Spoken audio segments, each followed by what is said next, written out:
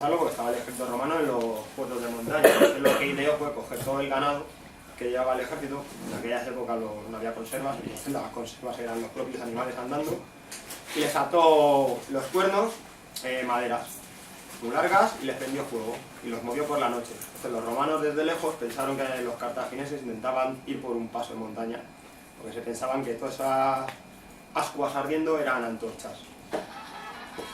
Bueno, déjame eso. Y entonces los romanos de un paso se fueron al otro pensando que iban a pasar por ahí los cartagineses, y rápidamente Aníbal cruzó el ejército por el otro lado. Quedaron sin comida, pero cruzaron al otro lado. Pero bueno, se plantearon así. Ahora voy a pediros unos voluntarios, de hecho 4 voluntarios o voluntarias, para representar un poquito la forma de luchar con los romanos.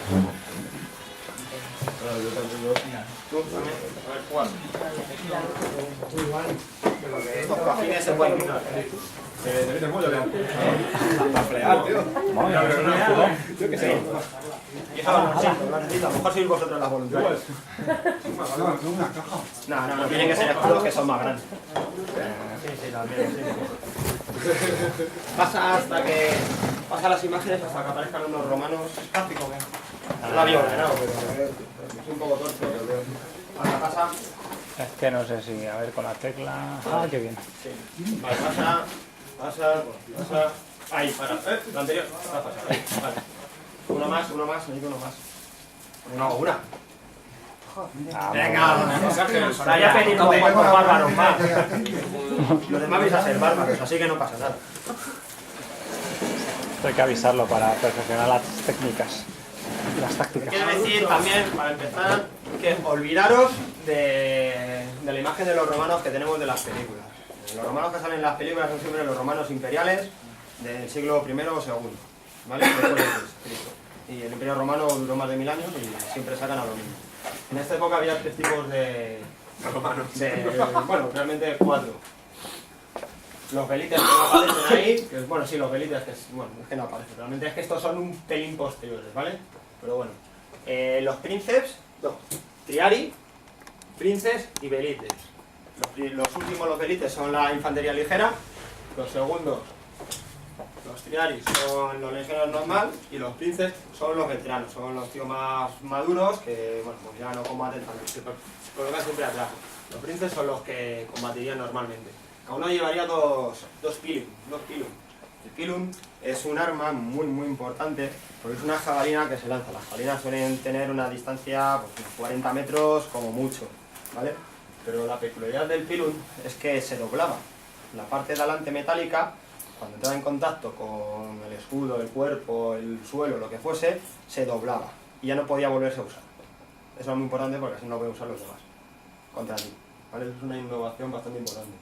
Luego, los escudos romanos de esta época, como veis, no tienen nada que ver con los de Asterix y Obelix, que son los de imperiales. Son grandes, pero no son cuadrados, son rectangulares. ¿Por qué? Porque vienen de una tradición de los celtas y de los pueblos italianos que eran así. Luego terminó derivando en el rectangular. Pero la función es la misma que la del rectangular, es crear un muro de escudos. Poneros juntos. Formar un muro de escudos. Poneros ahí, sí, como si lo agarraseis. Realmente imaginaros que esto llega hasta el suelo. Vosotros no podéis, nada más que le podéis dar en la cabeza, ¿vale? Porque crean un poco de espacio. Y el romano, en esta época, a diferencia de las épocas posteriores, siempre se pone espada a mano izquierda, o sea, desenvainar así. Los romanos se la ponían siempre a mano derecha, menos los centuriones que se la ponían a mano izquierda, ¿vale? Para representar su estatus. Y tan solo sacaban, pues, a ver, no vais a tener... No tendremos palos, ¿verdad? Espadas no tenemos. No, el que estabas usando... El que estabas usando de la fregona. Sí, pero muy largo. Es que el gladius... Una cosa, el gladius, que es la espada romana, se llama gladius hispanensis. El paraguas. El paraguas viene muy bien. Después de las guerras púnicas, la espada romana se llamó gladius hispanensis porque fue una copia de la espada que usaban los celtíberos, ¿vale? Que es un arma muy buena. Eso es una lanza. Son más largo todavía. Bueno, pues da igual, cojo uno y ya está. Imaginaros un arma, un muro de escudos, los cuales solo sobresale ese poco. Y tú eres un tío que por lo general va en taparrabos, porque contra los que se enfrentaban o vas muy ligeramente armado y te han tirado. Cada legión tenía 5000 tíos, ¿vale? Imaginaros, si te enfrentas a una legión que te tiran 10.000 pilums, a 40 metros, a ti y a todos los que vengan contigo. Y te acercas a 20 y te tiran otros 10.000. ¿Vale? Vale. Y luego cuando llegas, tienes un montón de tíos ahí que lo único que hacen es sacar y apuñalar, así, poquito. Y tú, claro, por abajo no puedes, por arriba tienen el casco y es complicado. O sea, eran putas máquinas de trinchar las legiones romanas. Así hicieron el imperio, ¿no? Así hizo Julio César, se enfrentaba contra gente nuevamente no muy militarizada y que los combates para ellos era un enfrentamiento individual, entre un guerrero contra otro, en cambio los demás no. ¿Vale? Imaginaos aquí que todos intentáis llegar, empezáis a empujar y el otro apuñala. Y detrás hay otro tío que impide que tú te eches para atrás. Vamos a jugar, empujarles un poquito. Que se pongan 4 detrás, para evitar que los... Y no apuñales. ¿No? Y no apuñales. Y ahora intentar echarlos, intentar empujarlos. Solo morir. ¡Venga, vamos! ¡Vamos! ¡Caño! Imaginaros encima apuñalando. Mientras que haces esto, que te apuñalan. Es una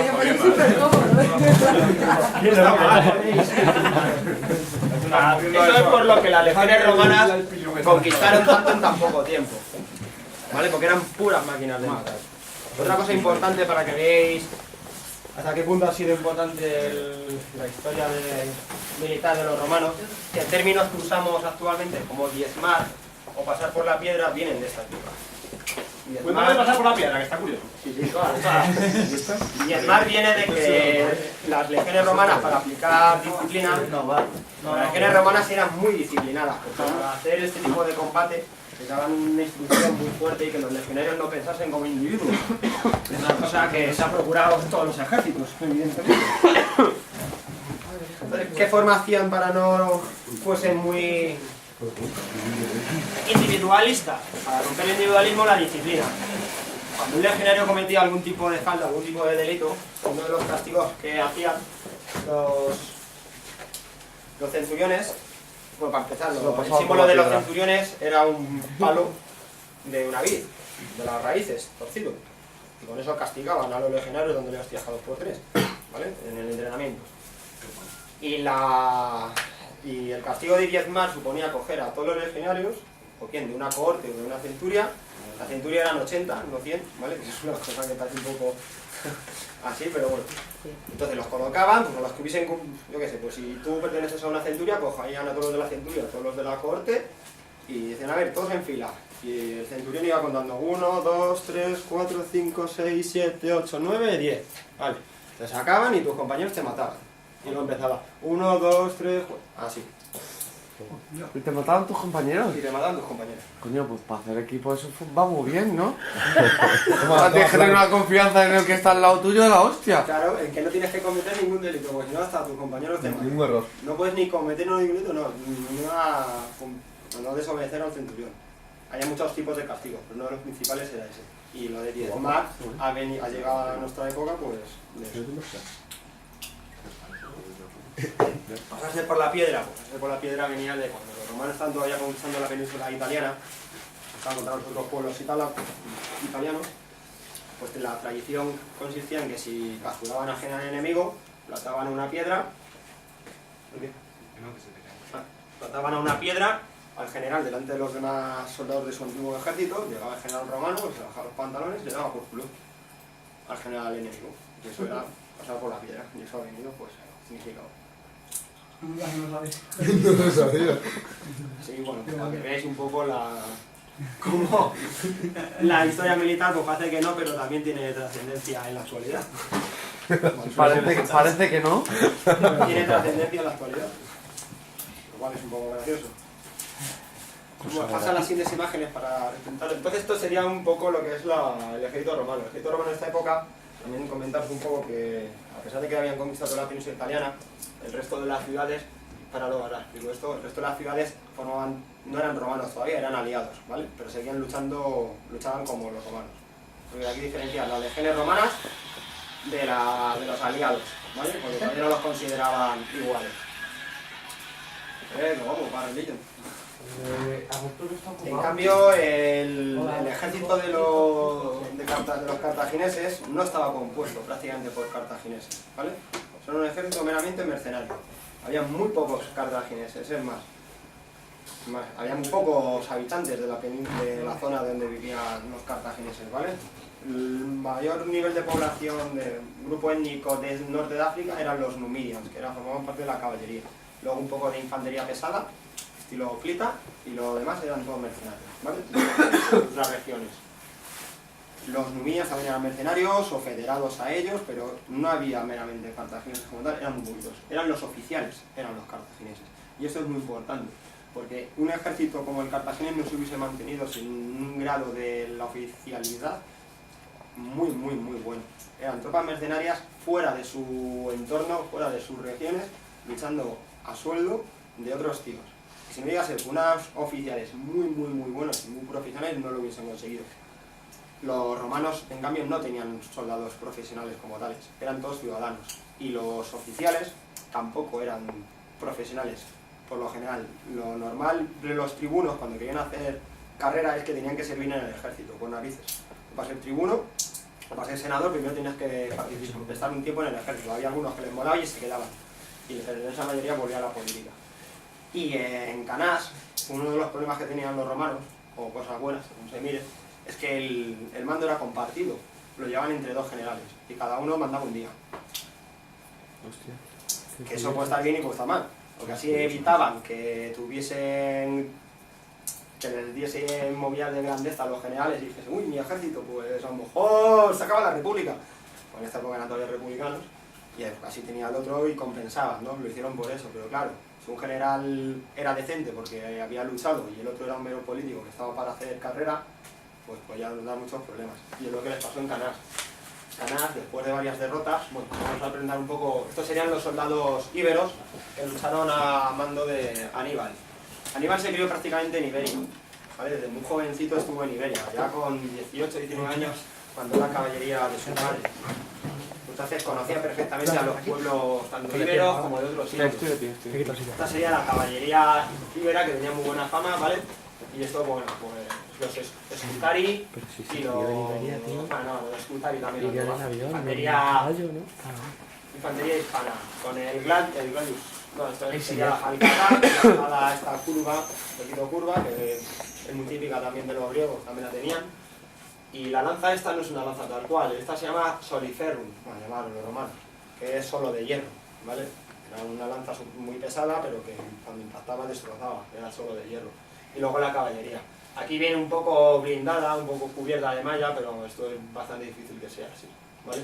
Como veis es infantería muy ligera, el escudo parecía el de los romanos, un poco de una armadura de malla, de escamas, pero esto solo sería en el caso de los más ricos, ¿vale? La inmensa mayoría iba pues con una camisa y ya está.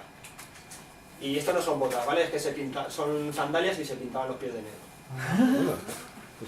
Sí, están pintados. Porque parecía que llevaban botas. No, porque en esa época no existían las botas. O sea, una moda a lo mejor, ¿no? Moda, sí, en forma de... Que eso era lo que más partía en esa época, ¿eh? Sería en su O sea, zona... que pintaban las... Estos eran íberos, ¿vale? Estos eran de zona sur de la Se pintaban las ferias y todo. Sí, Martín, molaría y punto. Para que pareciera que les iban protegidos. Claro. Su función tendrían, pero vamos, seguramente sería estética, meramente. ¿Vale? Porque... Pues bueno, también otra cosa típica de los pueblos era arrancarle la cabeza y tal, por esto viene mucho de los celtas, de que el alma está ahí, bueno, cada pueblo, bueno, tendría su ración. Los cascos la mayoría no eran de bronce, ¿vale? Eran de cuero, aunque ya parezcan que tienen el penacho y tal, eran prácticamente todos de cuero. Esa es la siguiente. Vale, este dicen que es Aníbal, pero no saben cómo fue. ¿Vale? Y bueno, como podéis ver, es un poco la representación de la falange cartaginesa. Estos serían de los pocos filolibios que habría en el ejército, pues muy parecida a la griega, ¿vale?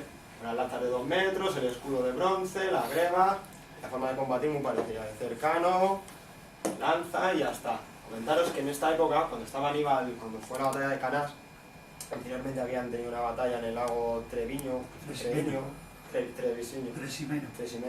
mi latino muy bueno, y capturaron muchísimas armaduras de los romanos y armas. Entonces, esta no sería la representación de la batalla de Canás, serían prácticamente como los romanos, ¿vale? Los pocos cartagineses que lucharían como entendía Aníbal que tenía que ser, ¿vale? Pasa a la siguiente. Vale, aquí es un poquito la... A ver, espera, pasa porque creo que hay alguna imagen más de soldados.